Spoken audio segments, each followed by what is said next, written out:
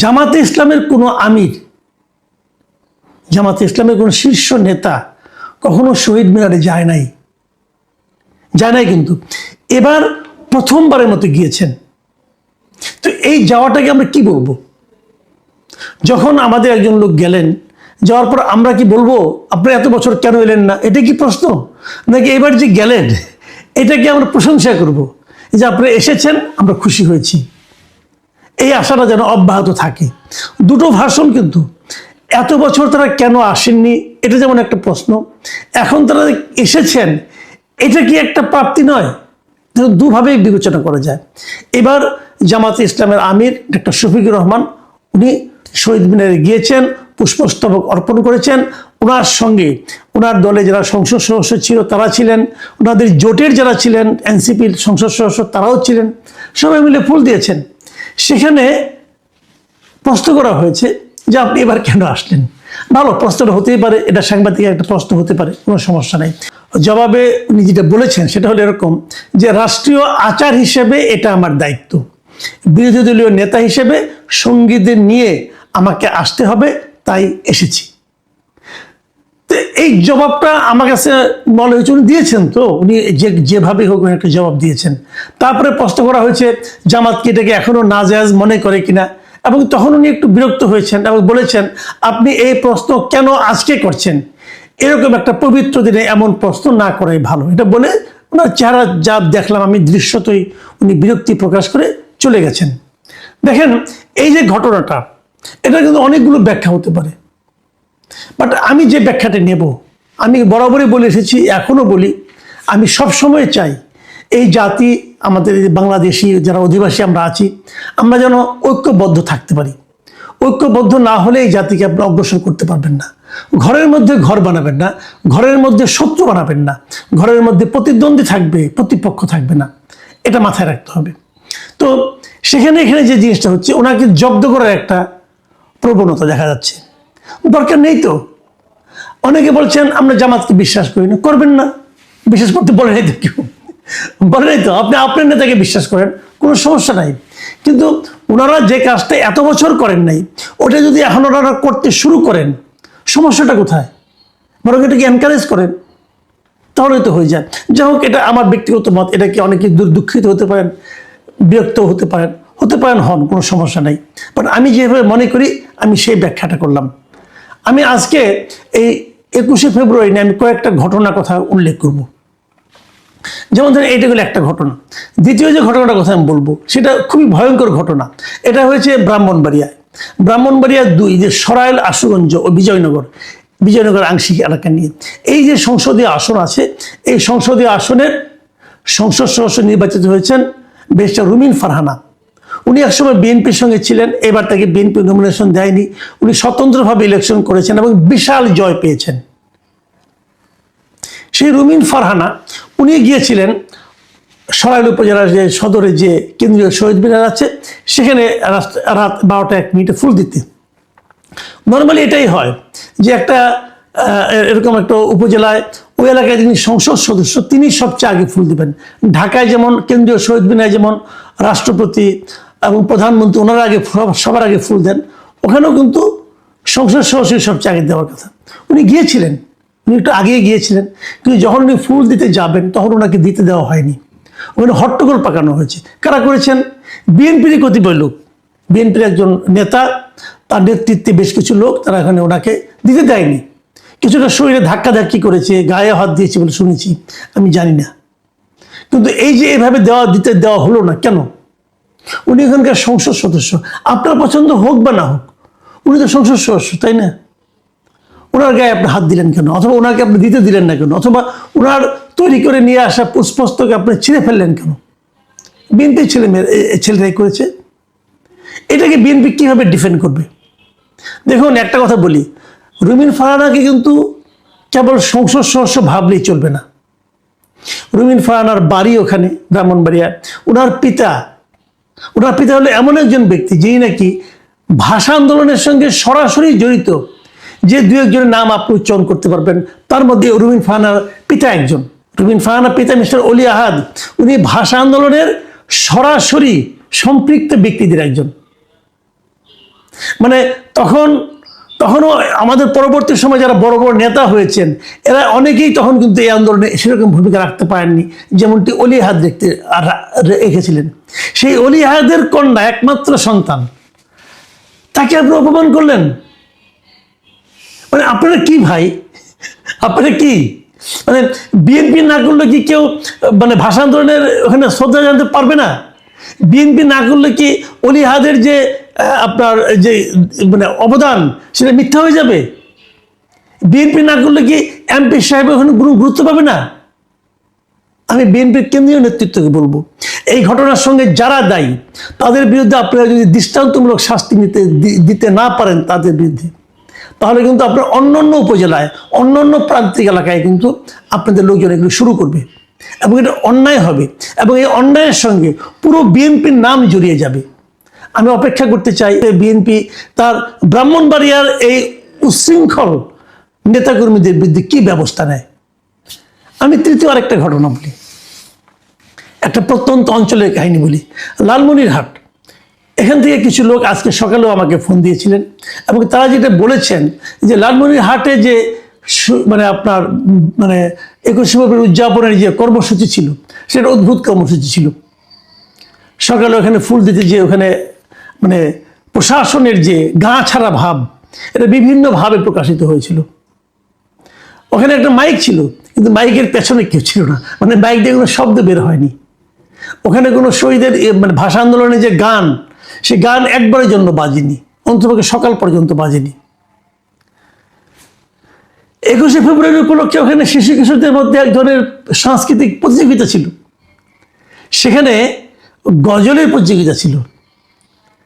দেশাত্মবোধক গান অথবা ভাষা আন্দোলনের গান এগুলি না, গজলের প্রতিযোগিতা ছিল।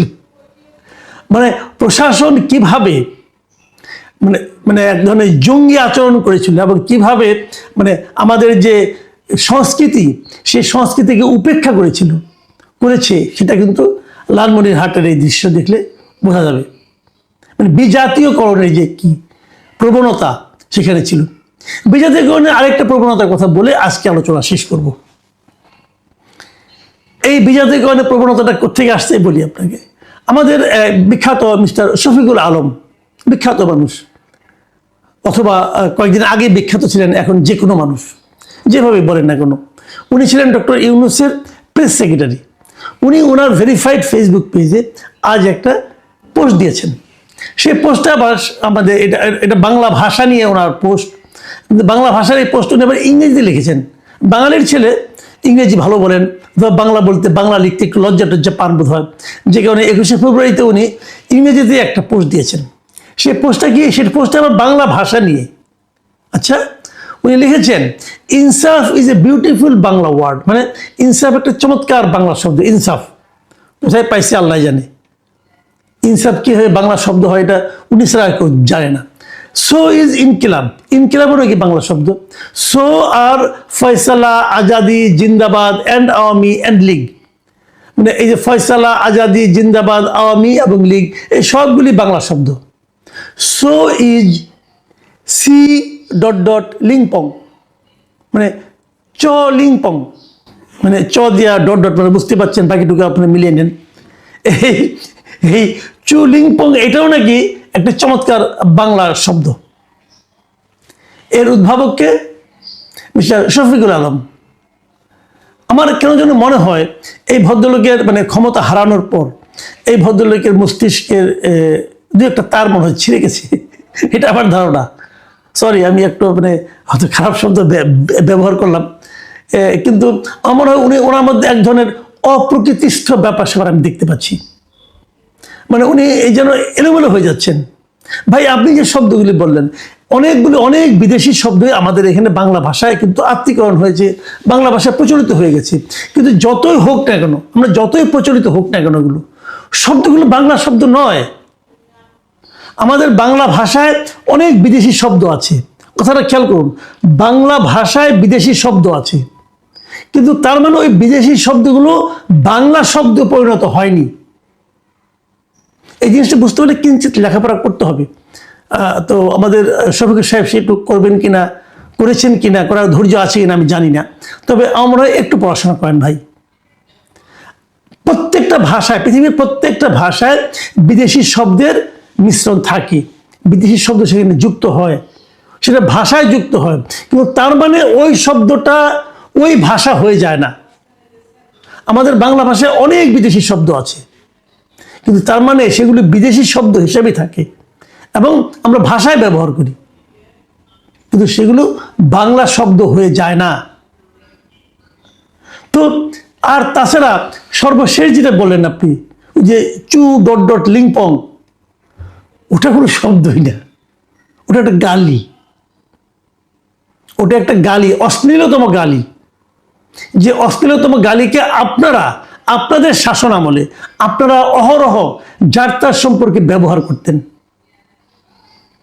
কিন্তু ওটা নিয়ে ওটাকে বাংলা ভাষার শব্দ হিসেবে যুক্ত করার যে প্রচেষ্টা আপনি চালাচ্ছেন মিস্টার সাবেক প্রেস সেক্রেটারি, এটা আপনাকে সম্মানিত করবে না।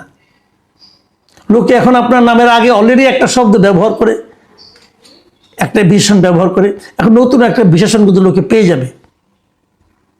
যা হোক, আমি মনে করি এই ধরনের প্রবণতা, এই ধরনের প্রচেষ্টা আগামীতে যত কম দেখব আমরা, তত আমরা নিজেদেরকে ভাগ্যবান মনে করব। কিন্তু এই ধরনের লোক তো সমাজে থাকবে, তারা নানা ধরনের অপচেষ্টা চালিয়েই যাবে। প্রিয় দর্শক, নতুন সরকারের যাত্রার সময় একদম শুরুর দিন, যেদিন তারা একটা মন্ত্রিসভা গঠন করলো, ক্যাবিনেট গঠন করলো, ক্যাবিনেটের নাম আমরা দেখতে পেলাম, সেদিনে আমি একটা কন্টেন্ট করেছিলাম, এবং যেখানে আমি যে নতুন যাদের মন্ত্রী বানানো হয়েছে তাদের মধ্যে একজনকে নিয়ে আমি একটু আপত্তির কথা বলেছিলাম, মিস্টার খলিলুর রহমানকে নিয়ে বলেছিলাম, তাকে নেওয়ার কি দরকার ছিল। এটা নিয়ে আমি একটা বিস্তারিত ভিডিও করেছিলাম, আমার ধারণা আপনারা সেটা দেখেছেন। সেখানে অনেকে এর মধ্যে মন্তব্য করেছেন, আমার কেউ কেউ সমালোচনাও করেছেন। একজন তেমনভাবে লিখেছেন যে ভাই, একটা সরকার গঠন হলো, কাজ শুরু করতে পারলো না, আপনি সমালোচনা শুরু করে দিলেন। ঠিক আছে, আপনার অভিযোগ সত্য, আসলেই তারা কাজটা শুরু করতে পারেনি, তখনই সমালোচনা করেছি। এটা এই কারণে করেছি যে এটা আসলে আজকে মূল আলোচনা নয়, তবু একটু বলি। এটা এই কারণে করেছি যে আপনি যদি নিজে বুঝতে পারেন যে একটা কাজ ভুল হচ্ছে, যদি তাকে আপনি পছন্দ করেন, অথবা সে যে কাজটা করছে এটা যদি আপনার এবং আপনাদের জীবনযাপনের জন্য প্রভাব বিস্তার করে, তাহলে কিন্তু এটা শুরু করার আগেই বলতে হয়। শুরু করলে তো শুরু হয়ে গেল, তখন থামানো কিন্তু আরো কঠিন। তো আগে ভাগে বললে যদি শুরুও হয়ে যায়, তারপরেও কিন্তু ওই বিষয়ে একটু সতর্ক নজর থাকে সবারই, যে কেন কাজটা করলো। আমি কিন্তু ওটাতে খালি সমালোচনাই করিনি, আমি বর্তমান সরকার প্রধানকে একটু সতর্ক করে দেওয়ার চেষ্টা করেছি যে কাজটা কি কারণে কি হলো, আমার কাছে মনে হয়েছে ভুল হলো, সেটা আমি ইনফর্ম করেছি ওনাদেরকে, আর তো কিছু না। এখানে এটা কোনো সমালোচনা নয়, এটা এবং এই সমালোচনাটা আমি মনে করি ওনারাও এটাকে হয়তো ইতিবাচকভাবে দেখবেন। যা হোক, ওই আলোচনা আমি এখন আর করছি না, পরে হয়তো কখনো যদি আমি এটা নিয়ে দর্শকদের আরও মতামত আছে এগুলি নিয়ে হয়তো কাল পরশু একটা কন্টেন্ট আমি করবো। আজকে আমি যা বলার জন্য বলেছি যে নতুন সরকার যে যাত্রা শুরু করলো, কেমন হলো তাদের যাত্রাটা, এটা আমি আজকে তাদের প্রথম ক্যাবিনেট মিটিং হলো। এটাই হয় যখন নতুন একটা সরকার যাত্রা শুরু করে, একদম প্রথম দিনে সব মন্ত্রীদের নিয়ে ওনারা কিন্তু বসেন। এই 50 জন মন্ত্রী বসেছিলেন, তারেক রহমান সহ 50 জন, তার সঙ্গে আরও 10 জন উপদেষ্টা ছিলেন, ওনারাও ছিলেন একসঙ্গে, সবাই মিলে একটা মিটিং করেছেন। এবং সেখানে কি কি করতে চান ওনারা, তার একটা মোটামুটি একটা ধারণা পরস্পরকে দিয়েছেন। প্রধানমন্ত্রী বিশেষ করে দিয়েছেন ওনার কি প্ল্যান আছে, সেই প্ল্যানগুলি বলার জন্য। আপনাদের মনে আছে, উনি এসেই বলেছিলেন আমার একটা প্ল্যান আছে, একটা না, ওনার অনেকগুলো প্ল্যান আছে। আমরা সেই অনেকগুলো প্ল্যানের বাস্তবায়ন ধীরে ধীরে দেখতে চাই, এবং তার আগে প্ল্যানগুলিও শুনতে চাই যে উনি কে প্ল্যান করেছেন। দায়িত্ব নেওয়ার পর আজকে যে প্রথম ক্যাবিনেট সভা, এই সভায় উনি 3টা বিষয়কে অগ্রাধিকার দিয়েছেন, যেটা নাকি ইমিডিয়েট করতে হবে। যে 3টা অগ্রাধিকার বিবেচনায় প্রাথমিকভাবে ওনারা 3টা জিনিস সামনে নিয়ে এসেছেন। এই 3টা জিনিস কি কি? এই 3টা জিনিস হচ্ছে দ্রব্যমূল্য নিয়ন্ত্রণে রাখা এবং সরবরাহ ঠিক রাখা, আইন শৃঙ্খলা পরিস্থিতিকে আরো উন্নত করা, এবং বিদ্যুৎ ও জ্বালানি খাত যেমন গ্যাস, বিদ্যুৎ, এগুলোর যেন কোনো সমস্যা না হয় সেদিকে লক্ষ্য রাখা। দেখেন, এই 3টাই কিন্তু আসলে যে আগামীকাল থেকে যে পবিত্র রমজান শুরু হচ্ছে, রোজা শুরু হচ্ছে, এটাকে সামনে রেখে করা হয়েছে। রোজার সময় আমরা সবসময় দেখেছি জিনিসপত্রের দাম বেড়ে যায়, এই জন্য এটাকে নিয়ন্ত্রণে রাখার জন্য দ্রব্যমূল্য নিয়ন্ত্রণে রাখতে বলেছেন। এবং কিছু কিছু জিনিস আছে এক সময় আমরা প্রতি রমজানই দেখি যে টাকা দিলেও পাওয়া যায় না, যাদের এই সরবরাহটা ঠিক থাকে সেদিকেও তারা এই সরকার নজর দেবে। এই একদম খুব গুরুত্বপূর্ণ। এবং এটা কিন্তু একটা জিনিস মাথায় রাখতে হবে, দ্রব্যমূল্য কেন নিয়ন্ত্রণ রাখতে হবে এবং এই রাখার নিয়মটা কি। দেখেন, দ্রব্যমূল্য হলো মানুষকে প্রথমে টাচ করে, কিন্তু ভালো মন্দর প্রথম স্পর্শটা হলো দ্রব্যমূল্য দিয়ে। কারণ সবাইকে খেতে হয়, খেতে গেলে বাজার করতে হয়, বাজার করলে জিনিসপত্র কিনতে হয়, কিনতে গেলে টের পাওয়া যায় যে পকেটের টাকার সঙ্গে বাজারের দাম মিলছে কিনা।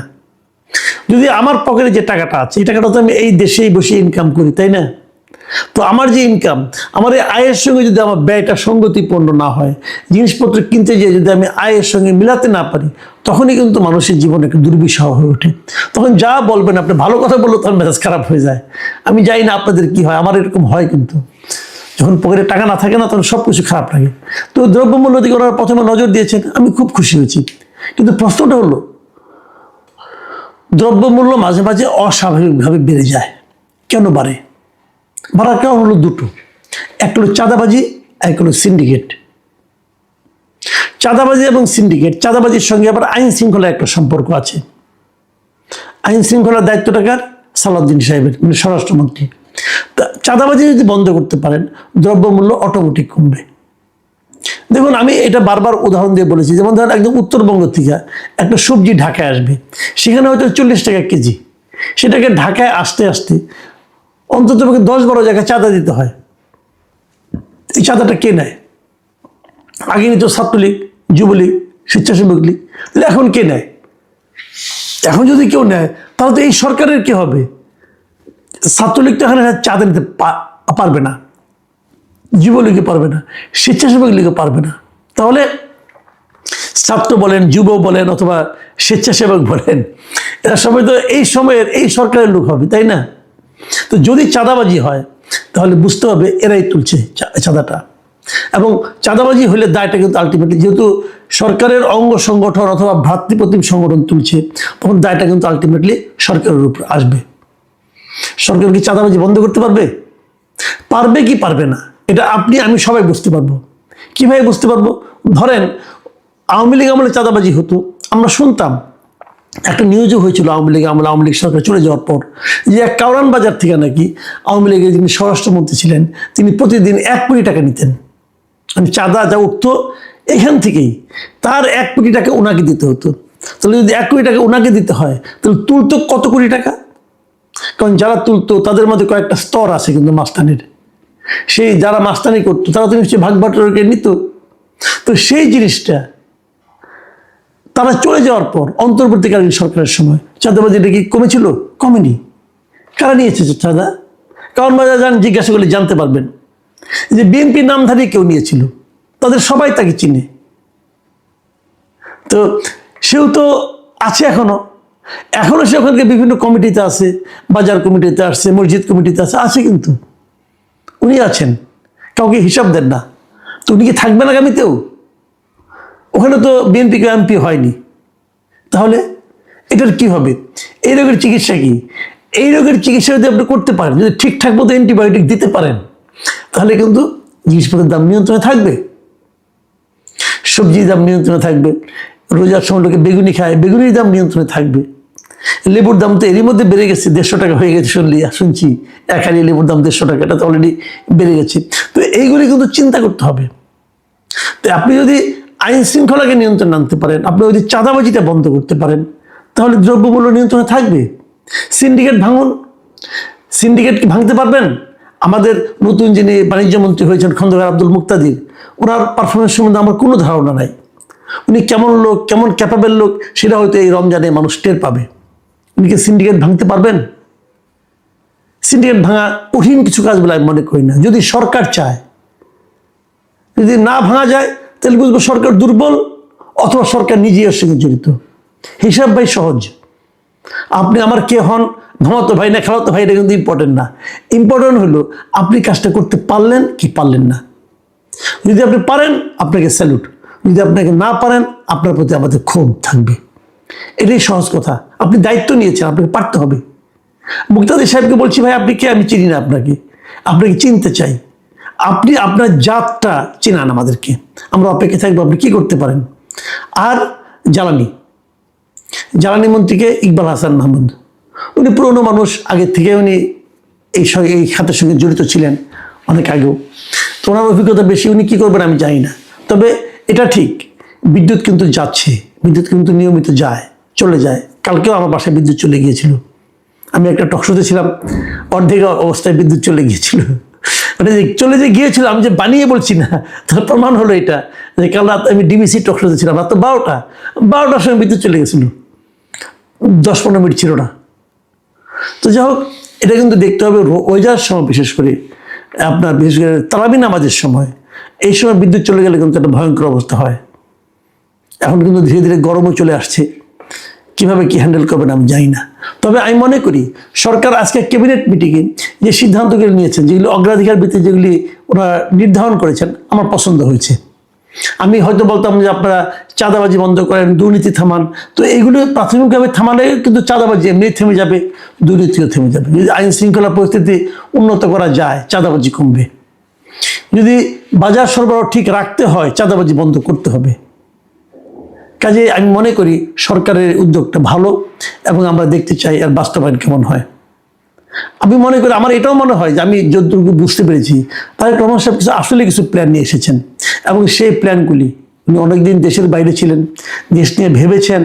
আমার ধারণা ওই সময় উনি প্ল্যানগুলি করেছেন, হয়তো বা নিশ্চয়ই লিখে রেখেছেন, একদম মানে আপনার তালিকা করে রেখেছেন, হয়তো একটার পর একটা ধরবেন।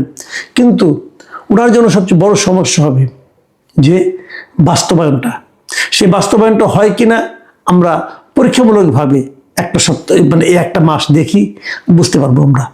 প্রিয় দর্শক, আমি ওনাদের সাফল্য কামনা করি। আমি কেবল ওনাদের সমালোচনা করি না, সাফল্য কামনা করি। আর সমালোচনা করি এই কারণে, যাতে নাকি সাফল্যটা সুষম